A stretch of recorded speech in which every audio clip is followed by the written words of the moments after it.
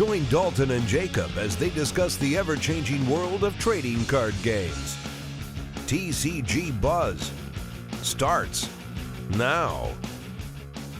All right, so would you like to just get into some questions? Some of them are very open-ended, so you can, just run with them if you'd like to. Some of them are very specific things. Yeah, sure. I guess we should start with the beginning. I've seen you labeled as both, the lead designer for the Cyberpunk card game, but also as the president of Social Games. How did any of that come to be? What's the overall behind the scenes story there? Okay, so on the record here, me and some buddies wanted to build a Cyberpunk card game. We loved Cyberpunk. It's a genius game system. It's an amazing setting. Even cutting out of games into the media franchises out there, Blade Runner, Total Recall, stuff like that. Demolition Man. It's so much fun to play with. And going back to Gibson and his works and Bruce Bethke, who wrote the original Cyberpunks. It's such a fun playground. And we decided that we wanted to design in that. And I had no experience with actual game design, but I was one of the more sought after game masters. Really good at putting a story together. I was a writer that I was first published professionally in the early 90s when I was in high school. So my writing was a known factor as a good storyteller. And all of this does actually tie into your question. And so my buddy Joe T was like, hey, Peter, I want to make a game together. And I want to build a thing. I want to make a thing happen. So I said, okay, give me a week. And I came up with like a core rule set. I said, what do you guys think about this? And he loved it. We then refined it. We really worked it. And you'll notice in the creator slots that it has my name and then it has Joe T's name. And we really did in those initial days, just the two of us, we just hammered the ideas back and forth just between us. And and then we hired a lawyer and said, could you please go talk to the Pondsmiths and go talk to Art Talsorian for us and get them to look at our game. It's okay if they say no, but a lawyer lets them know that we're serious about turning this into something real instead of just fans creating fan service. So Mike Pondsmith was like, wow, this looks really good. Richard Garfield and Peter Atkinson had put together Netrunner originally through WotC, which is the Coast. And that game had faded out, so there was an opening. And Mike said yes. He said, you guys approached me the right way, and you obviously have really put together a lot of thought on this, and the game is really solid. It plays really well, and it captures the feel of Cyberpunk. So he let us make it. The actual running of the company side was not, I was the president of Social Games, but the president was kind of like a public-facing figure. So as the president, it was my job to be part of the board meetings that actually ran the company and to be always available as a public-facing figure to gunsling, to go to conventions, marketing and game design and just talking to people was a more accurate reflection of what I actually did for Social Games as the duties. In the Apple model, if we had the terminology back then that we have today, I would have been the chief evangelist, not the president. Right. No, if I were in that situation, that's kind of where I would put myself is, the front man kind of deal. So I totally get that.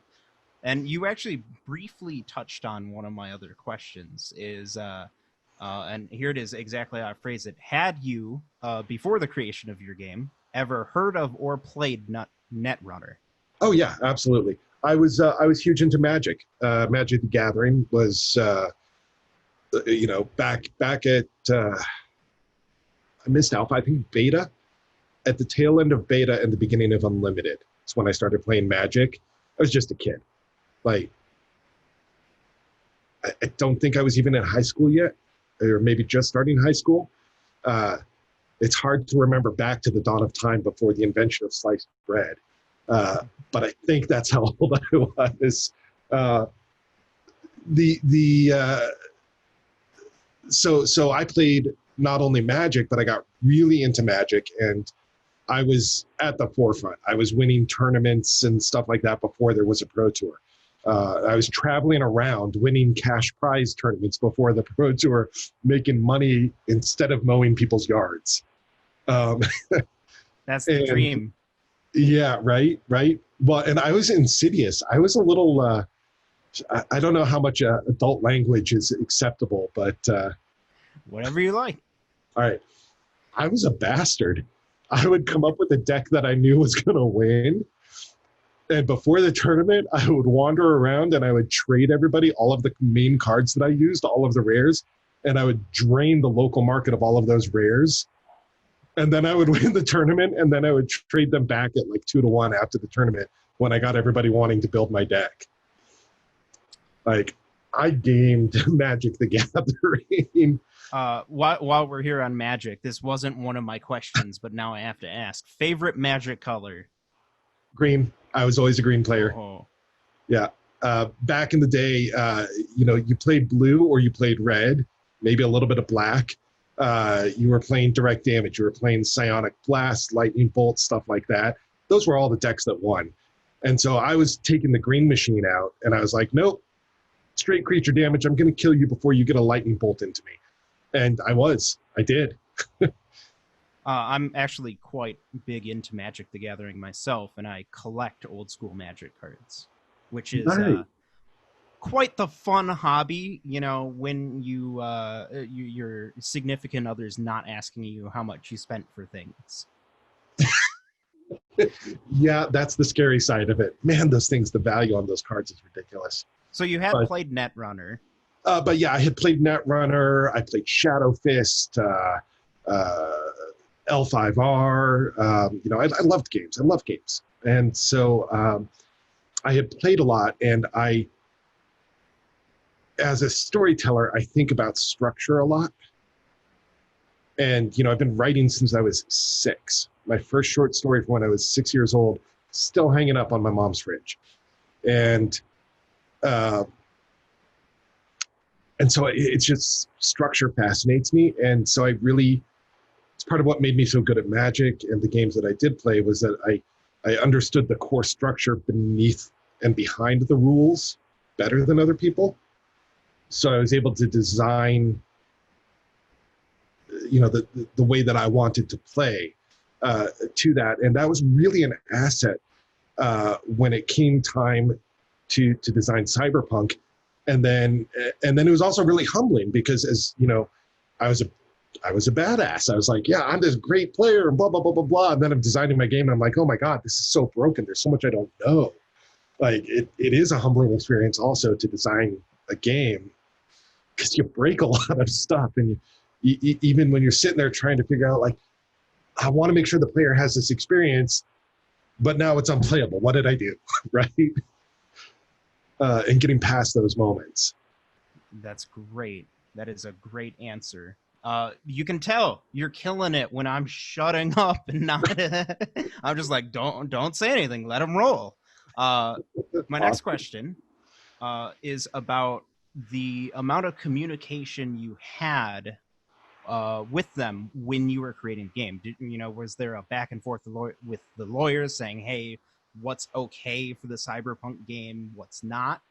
Oh, yeah. Yeah. Once we got all the paperwork in place with the license, the Pondsmiths were really amazing people to work with. They were very communicative, very supportive. Mike was working on 2030X. We had, for a couple months there, we had nightly calls where he would talk about 2030X and I would talk about the CCG, and he would give me pointers and, run stuff by, and I would try to encourage him to finally get third edition out. And yeah, they were really, really beyond what they needed to be supportive of the game. And they're some of my favorite people in the world. They're just terrific. That's awesome. Are you excited for Cyberpunk Red? Oh God, yeah. Yeah, I can't wait. I will be honest, I don't get to game nearly as much as I used to. Part of being a professional novelist now is that the more I game, the less I write. So I have to balance that. But Cyberpunk will always have a spot in my schedule. Yeah. Always. So one thing I'm really curious about is you mentioned that for quite a while during the pre-production phase, it was very much a two-person thing. But I know, because I do my homework, that by the time you guys were you had your booth set up at Gen Con to show it off, there were 15-ish of you. Yeah. Ultimately, I think that was the downfall of the company. We were too excited. We were too young. And we really wanted to use it. The game was selling terrifically. It was selling really well. It was getting great reviews. And just my personal opinion, but I think we overhired. And we got too big too quickly. And,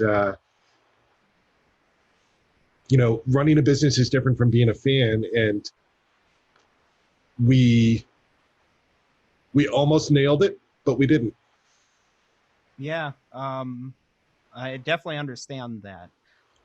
You are really good at leading me into my next question. My next question, I'm not joking, on the list was this. With 17 years of hindsight, is there anything you would have done differently? Absolutely. I would have pushed a lot harder in the kind of the medium days after we got out to those first conventions. I would have pushed a lot harder to say, okay, now we need to staff down and we need to focus. But I had ideas, and I didn't put them in front of the board of directors. I didn't put them in front of people that I should have. And I would have been more, in hindsight, proactive about making sure that the production came first, and that we had an amazing fan base. We did not need to push as hard as we did into remuneration for everybody that was working. We should have hired a couple of multi-hat people and left it there for the time being, and worked with the fans more, because the fans were willing. We just didn't know how to do it the right way. I would have taken a business course, and I would have insisted that everybody take a business course. I think that's what I would have done differently. That's always good advice. I in my process of spending many hours, reading up on things and trying to find as many resources as I can, which, they're somewhat scarce, unfortunately, as it is. I found through the Wayback Machine the original website for the game. Oh, wow. And I absolutely love the tone of writing that was used for it. Very charming, very, wink, wink, nudge, nudge throughout. It felt like something you'd find on the net, Well, thank you. One of my duties was creative control over the writing. I wrote a lot of short stories and a lot of that copy. So I will personally take that as a compliment, but I will also mention that a lot of people put a lot of time and effort and sweat and blood and tears into that website. And as much as I'm proud of my work, it was the team that made it as amazing as it was. I'm amazed that you found that. I would love you to send me that link. Absolutely. It's a little bit broken, as you'll see, but there's still a lot of great stuff there. That's awesome. Yeah. So one of the other things I found while I was looking was the game's page on Board Game Geek. Okay. Which Board Game Geek is one of the greatest resources known to mankind. There's tons of information there, but what really stuck out to me was the reviews of the game, because they were surprisingly polarizing. There were a lot of people who were, I don't like this game, and a lot of people who were, this is one of the best games I've ever played. And I've seen that before, but what amazed me about it was they were saying those things for the exact same reasons. It was, this game is incredibly authentic. It feels like you're playing the Cyberpunk tabletop game. It's very rich, in-depth. And some people are like, that's amazing. And some people are like, I hate it. Go ahead. It doesn't surprise me. It was definitely, you know, we got, all right, fun way backstory for you. When we were going from the 2013 to the 2020 editions, we were trying to work on the flavor text. And so we got a hotel room suite. And we got not only everybody in the company, but like, I don't know, 20 top fans at a Gen Con all together. And we all worked on the flavor text together, pouring through books, pouring through, you know, even Gibson stuff, going through the Cyberpunk books, going through everything. And it was so important that even though we were coming up with our own quotes and new things, that we wanted that richness in the world. I'm surprised that there weren't more reviews about how much math there was. There's a lot of math in the game. A little bit. And I've only played a couple of games so far because it's hard to go, hey, friends of mine, who wants to, spend time playing a card game that you've never heard of from, almost 20 years ago with me. But there is a lot of math involved, but it's really fun. Thank you. Yeah. One of the things that we did with the design philosophy, one of the things that I wanted to do differently, that I insisted on inside of it is, unlike Magic, unlike any other game at the time. Now, I won't speak to the collectible card games since Cyberpunk, but at the time, I came up with a new design philosophy that I called a circular design philosophy, which was deck A loses to deck B, which loses to deck C, which loses to deck D, which loses to deck E, which loses to deck A. So there's no such thing as like the power deck or the one thing that's going to win or the rare cards being more important. We made sure that you could design decks with entirely only common cards that could take out the legendary rare decks. Like it's completely circular, and that I think contributes to it's not just about getting these 4 cards. It's literally the story you want to tell and what you play. My favorite aspect of the raw gameplay is the sponsor cards. Which I've seen elements like them in games since, but never done to the same degree, where depending on your sponsors, so much of what you're doing or trying to do is different. Yeah, absolutely. That was one of the fun things. And part of that circular play is that, there's not just one way to win the game. There's, 7 sponsors with the original plus style, plus military, raw military. So there's 9 different ways to win the game. The first expansion that never came to be, Chrome and Kilobytes, was going to. I'll be asking about that. It's on my list. It was gonna introduce even more victory conditions. The whole point was that it's Cyberpunk, man. Everybody gets to the finish line a different way, So there's no one way to accomplish a win. And my grand vision was that in between collectible sets, we would have, I was going to call them city blocks. And it was literally a block of cards where you could buy every single card in just one pack. And you get one of each card. And they were going to be micro expansions. And those city blocks were going to augment gameplay enough with a non-collectible aspect in between the collectible rounds that, like I said, common decks could win, that there would be no out of reach. You would always be able to play a deck that you loved. And I wanted 50 different ways that you could win. There's a card in the core set called Unmasked, where you switch your sponsor out at the last minute.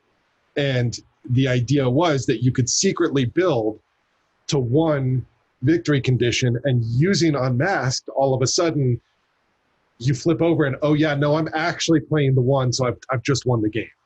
I had no idea about that, and that's amazing. I've got one of them game design brains, and I'm just immediately, the sparks going off like, ooh, what about this? What do you do with that? Blah, blah, blah, blah, blah. That's a really great idea. And I like to see how well that mechanic was utilized. There's two things I want to talk about. Okay. First is talking about the planned expansion set, Chrome and Kilobytes, which didn't happen. Yeah. So why don't we start there? What was it? Chrome and Kilobytes was fully designed, and it actually made it to art, and the company ran out of money. So the expansion, it does exist, and there's a couple fans that might have access to it if you look up the right people.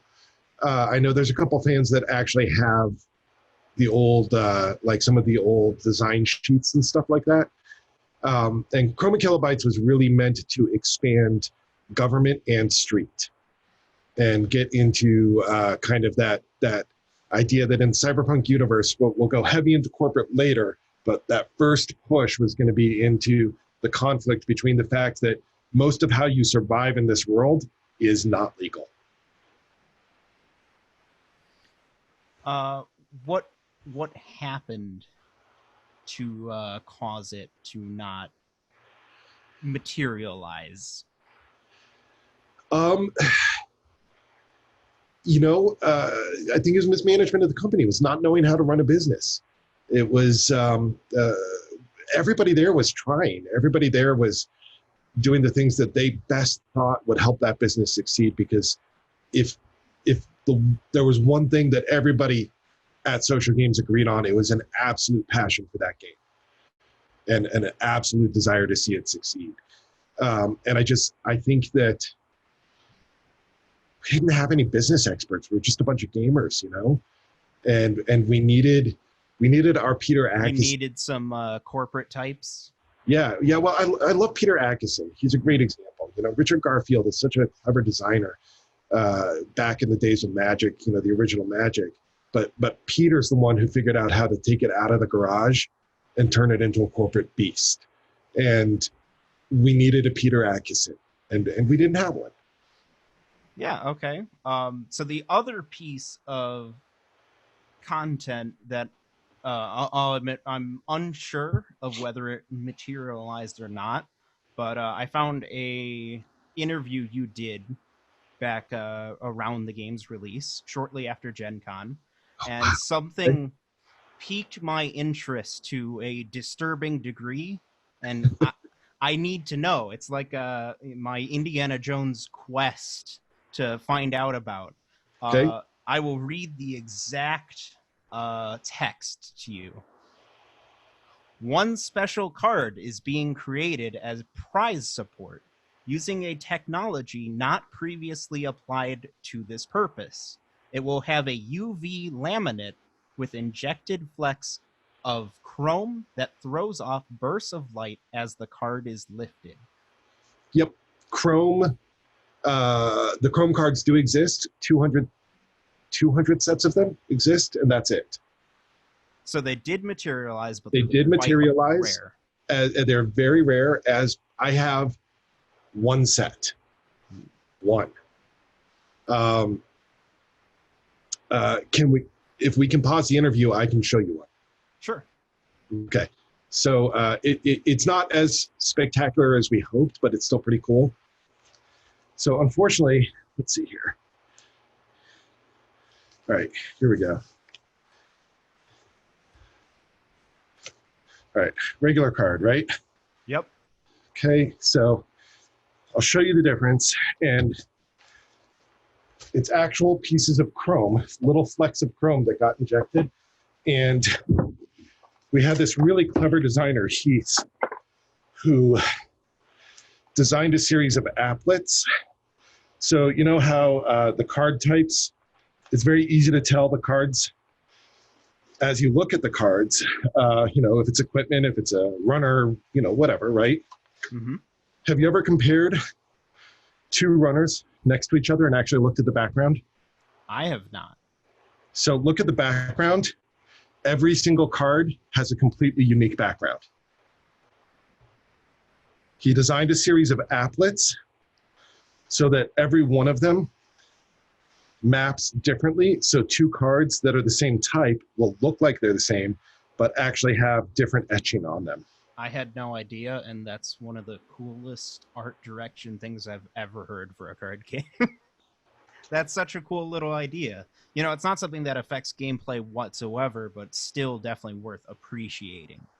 Correct. And that was, it was all the little touches. All right, I'm bringing some extra light over.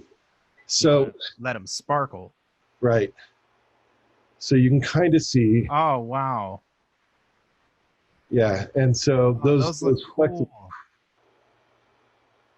Looks like you're staring into the night sky.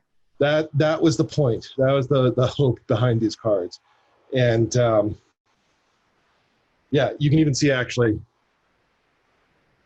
if you look in that upper corner on the two cards, completely different backgrounds. You're not kidding. Yeah. Wow, that's super cool. And actually, to reverse backwards to the last question that you asked, I kind of buried the lead, and there's something that I forgot to mention. The way that Chrome and Kilobytes came to be, the reason that we chose to go into street versus government is because we tracked every deck that won and lost in all of the tournaments before the first expansion. And we turned it into a storyline system. So the winners of the tournaments determined what the next expansion would be. That is very fascinating. I like that. You guys had a ton of great ideas. It is a shame that, you know, it didn't last. Yeah, it is. I wish that we'd been better at that we'd not been quite so young, and that we'd been a little bit better at the how to manage a company side, because we really did have something unique and special. And the fans loved it. They were so supportive, and they so got behind this game. And it could have gone a lot further than it did. I'm sure, you know, it was a great learning experience, though. Yes. Yeah, it really was. I'm looking for one of those Arasaka cards. I'll do this later. Anyway, so yeah, those are the Chrome cards. Like I said, I have one complete set of the Chrome cards. Oh, wow. I do not know where the other organized by common, uncommon, and rare. That's really cool. Another thing I'd like to ask about, and we've already kind of touched on it, and, you know, that's how things go, is the differences between the two editions, because you guys did do a very interesting release. You didn't just slap a first edition unlimited, you know, symbol on your cards. There are differences between the 2013 and 2020 releases. And I wanted to see if you had any interesting thoughts about that. Yeah, so the 2013, it was a pre-release, and we wanted to create the idea behind the original release of Cyberpunk, the role-playing game from Art House Saurian.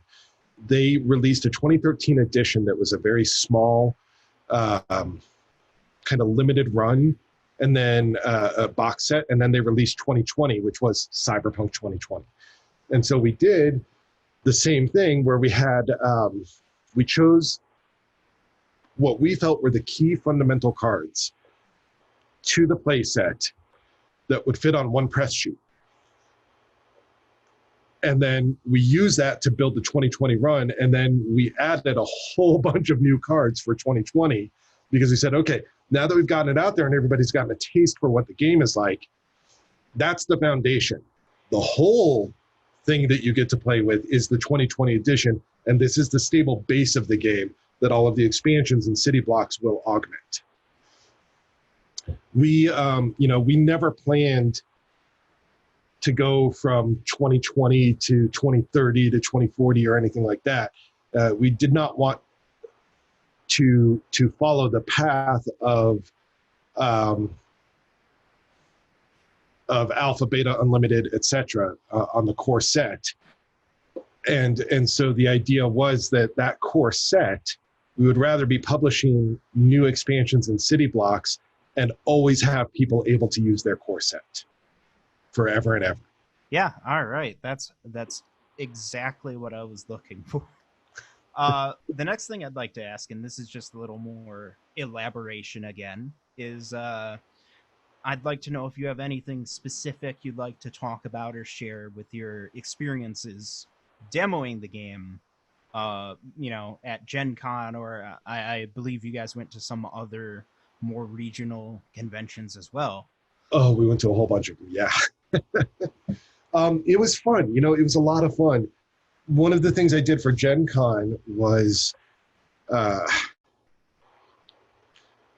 organized role-playing games for Cyberpunk to get people excited about the collectible card game, as well as doing the in-booth demos and doing the really cool storyline tournaments, the cool prizes, stuff like that. One of the things that I had the most fun doing was I organized a role-playing session where we had 10 tables. Each table had somebody on a headset that was running that table, and all of those teams were all trying to accomplish the same objective at the same time, talking with each other. So they had the same map for the same building, and they all had to break into this facility. So 10 teams hired to do the exact same thing. And of course, last man standing, the last team standing, had killed all of the other teams, all the other players. And it was just so cyberpunk. It was so much fun. That sounds incredible. Yeah, getting to do things like that, just getting to do them was amazing, much less, the success of the game. And I still have friends. I still have people that reach out to me, acquaintances, because of that time. They're like, hey, I saw you on Twitter and I'm going to read your new novel. And I just wanted to say, I still loved this time we had at this convention. And I'm like, oh yeah, that was so awesome. And we did this and you were, yes, it happens. And it's a lot of fun. It's really, it's a cool piece of this story that I've gotten from it. That's awesome. I specifically was reading that you guys brought a big old crew and you had a relatively large booth for Gen Con in Anaheim. Yes. And you're like, yeah, we specifically scheduled it so, everyone would have some free time to go and have a blast and, experience the convention. And that never happened because we were swamped the whole time. Yeah, we actually had a schedule to make sure that we brought like 12 people or 15 people, 16. We had 3 SUVs that we caravanned from Denver to Anaheim. And I was the one person who didn't take a break from driving. I drove just straight through. And the team bought me a little Iron Man action figure afterwards because I drove straight through. And it was our first outing as a group. So we definitely made it. We had a schedule worked out for everybody. And even inside the booth, there were a couple times where it's like, hey, it doesn't matter that we're slammed. Just go do something and have fun. And every time the person that I was talking to would say, but this is fun and this is what I want to be doing. So yeah, it It's pretty amazing. Have And it you didn't gone? stop when the exhibit hall closed. That was the crazy thing. People were buying cards, people were building decks. I was gunslinging until 2, 3 in the morning, just playing random pickup games with new fans. And then I'd be back at the exhibit hall at 8 the next day. That's awesome. Have you gone to many events after the fact? Do you still attend conventions ever? Well, obviously, no one's attending conventions right now, but Right. Yeah, I took a little break. I did a lot of gaming conventions. I took a little bit of break. And then starting in 2007, 2008, with the publication of my first novel, I started hitting conventions again. And I've been a guest I don't get to be a fan very often anymore, just going and goofing around and having fun. But I have been a guest at something insane over the last 12 years, like 400 or 500, 600. Yeah, over 600 events. that's pretty crazy. It's been insane. But I mean, since then, I've written a short story in the Predator universe. I got to be part of that. Written for a short for the Kindle World's release of Veronica Mars, which that was mostly fanfic, but they did have a couple professionals like me come in to kind of show the fans, hey, this is how you do it and have fun with something you love. And so, you start doing these projects and you get to go to the Comic-Cons, and it's fun, but it's different because it's still work. You have to work, and then you can goof off and have fun. Like it's just, you've always got to keep that pro face on. You've written quite a few novels by this point, and I will ask you a little later what specific you'd like to pitch, so I can include a link for download or whatever. But what I'd really like to ask right now is if you've done any other work in game design since. So I'm going to answer that and not answer it. Okay. Yes, I have done work in game design. I sold a couple games after Cyberpunk. Unfortunately, it was right as a couple game companies were headed out of business. I seem to have that deadly touch. I had a Kung Fu-based card game that I was working on that sold and never got published. I had an auction-based Arabian Nights game that never went anywhere. That was mostly comedy-based.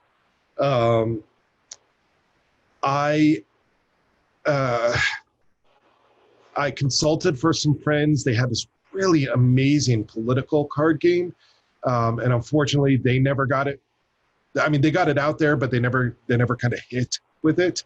They were doing the conventions, getting some people, and then in 2013. Interface Zero reached out to me because of Cyberpunk, and they had me do a lot of the editing and the world editing inside of their core book for Interface Zero 2.0.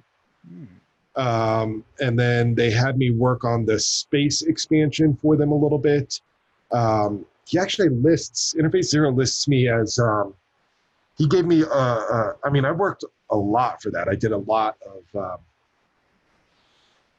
hundreds and hundreds of hours, and I did a lot, but he actually gave me like a kind of like a dev or creator acknowledgement in the masthead of that book, which was really cool of him. I thought that was really something special because I provided a guidance, but it was more setting oriented. And then he hired me to write a tie-in novel, and the tie-in novel ended up the story that I created for that ended up being kind of the trigger event that played into a lot of the game system. And that book was actually nominated for a Scribe Award. It almost won. I was a finalist for the Scribe.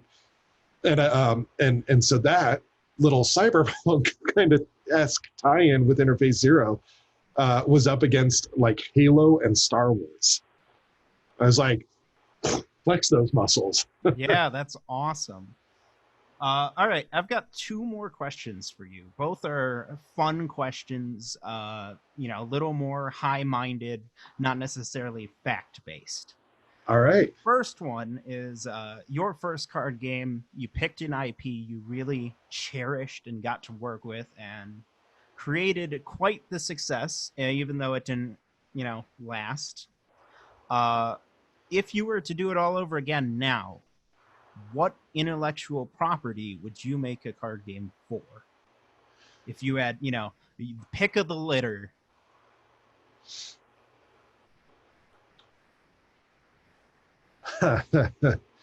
Cyberpunk. I've been asked a lot of times if I would bring it back. So that was the question I was actually expecting. A lot of people have asked me if I would be part of a movement to bring it back. I think that cyberpunk is an amazing genre, but I would actually be really interested in attempting to develop into, I don't know about a specific franchise, maybe Deadpool, but not the way that you're thinking. I'd be interested in developing into metapunk. And metapunk is the idea of breaking the fourth wall and having the reader, viewer, player interacting directly with the story and the mechanic and vice versa. And Deadpool is my favorite example, as Ryan Reynolds constantly just turns and looks at you and just chats with you. And Deadpool on the page of the comics does the same thing. He talks to the reader of the comic. And attempting to bring, and it wouldn't have to necessarily be Deadpool, although that would be a lot of fun. But trying to bring something like that across in a card game, I think would just be, or a board game or whatever, would be a lot of fun. And right now I'm working, we'll see if it actually goes to Kickstarter or not, but I've done like some dev work. Oh yeah, this answers the last question too, a little bit. I'm actually debbing a game right now. I have to fight through brain fog some days, and I'm having one of those days. Golden Age pulp comic heroes. I'm working with Moonstone Comics and Joe Gentile from Moonstone on the idea of a deck building card game or deck building board game based around pulp heroes. And that sounds great. It's the architecture. I've got the architecture. He has waited on me for so long. I've had some medical stuff kind of get in the way of me being able to complete the design on that for him.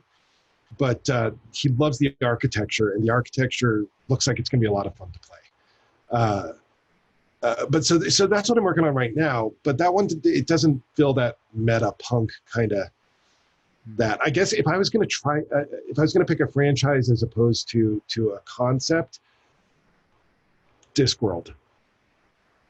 Awesome. Great. I approve. All right. So next question. I don't know if you noticed, but there's been a significant uptick in talk about the Cyberpunk brand recently because there's a video game coming out. Cyberpunk 2077's come out, and it's kind of, in a way, revitalized interest in the franchise. Yes. I want to know what you think about that. I actually was talking with Mike and Lisa recently about trying to find some of the old CCG art to give them because of that uptick. And they've been waiting like a year. I have dug through so many old hard drives, and I just cannot find the files that they need. But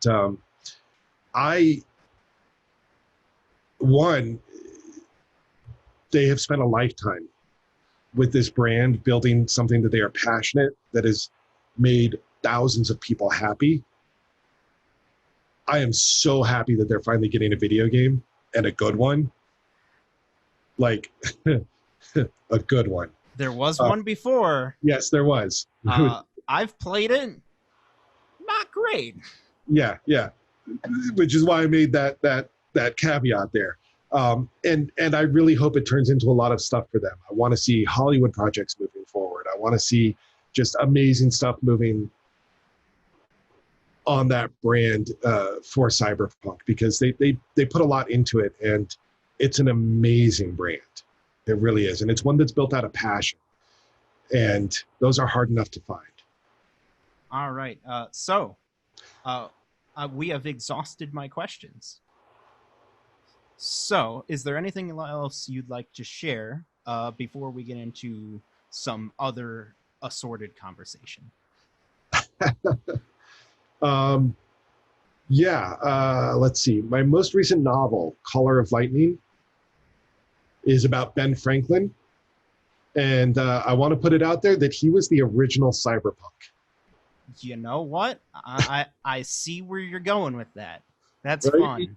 Even in studying him, it's amazing how much I've discovered that he just was. Like Cyberpunk inside the role-playing game, inside the card game, one of the cards and one of the quotes is, there'll be time for sleep when you're dead.